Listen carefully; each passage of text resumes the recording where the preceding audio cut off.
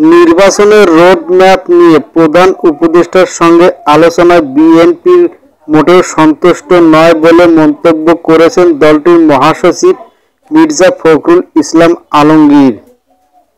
রাষ্ট্রীয় অতিথি ভবন যমুনায় বুধবার দুপুরে ডক্টর ইউনূসের সঙ্গে বৈঠক শেষে বেরিয়ে এসে সাংবাদিকদের ব্রিফ করেন বিএনপির মহাসচিব।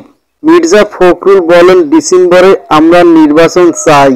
প্রধান উপদেষ্টা বলেননি যে ডিসেম্বরে ভোট হবে না। উনি ডিসেম্বর থেকে 26শে জুনের মধ্যে নির্বাচন হবে বলে জানিয়েছেন।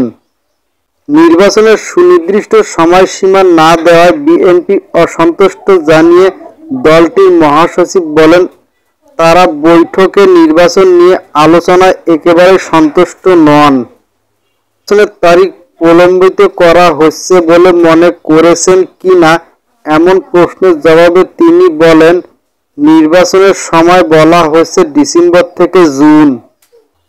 আগেরবার প্রধান উপদেষ্টার সঙ্গে বৈঠক শেষে আশ্বস্ত বিএনপি এবার কেন সন্তুষ্ট নয় জানতে চাইলে মির্জা ফখরুল বলেন, একই প্রশ্ন কেন অন্যায়ভাবে নিচ্ছেন।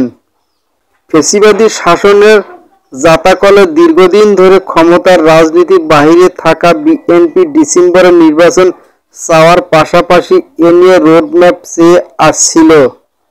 প্রতিনিধি দলে ছিলেন স্থায়ী কমিটির সদস্য ব্যারিস্টার জমির উদ্দিন সরকার, মির্জা আব্বাস, গয়েশচন্দ্র রায়, আমির খসরু মাহমুদ চৌধুরী, সালাউদ্দিন আহমেদ, ইকবাল হাসান মাহমুদ টুকু এবং মেজর অবসরপ্রাপ্ত হাফিজ উদ্দিন আহমেদ। তাদের দাবি, নির্বাচনের নির্দিষ্ট সময়সীমা ও রোডম্যাপ প্রকাশ করতে হবে, অন্যথায় দলটি যুব আন্দোলন শরিকদের নিয়ে আবারও মাঠের কর্মসূচি দিতে পারে।